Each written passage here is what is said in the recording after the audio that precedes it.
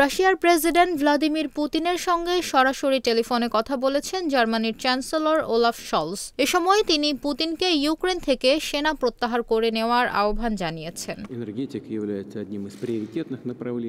বার্তা সংস্থা রয়টার্স জানিয়েছে, পুতিন ও শলজের ফোন আলাপের বিষয়টি নিশ্চিত করেছেন জার্মান সরকারের একজন মুখপাত্র। তিনি জানিয়েছেন, গত শুক্রবার এই নেতা টেলিফোনে কথা বলেছেন।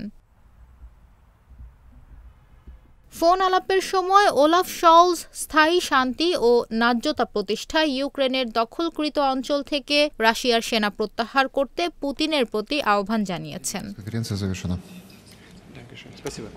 জার্মান সরকারের মুখপাত্র স্টিফেন হেভস্ট্রেইট রয়টার্সকে বলেছেন, ইউক্রেনের রুশ আগ্রাসনের নিন্দা জানিয়েছেন ওলাফ শলজ। তিনি পুতিনকে বলেছেন, রাশিয়া যেন ইউক্রেন থেকে তাদের সেনা প্রত্যাহার করে নেয় এবং একটি ন্যায্য ও স্থায়ী শান্তি প্রতিষ্ঠায় তাদের ইচ্ছার প্রকাশ ঘটায়।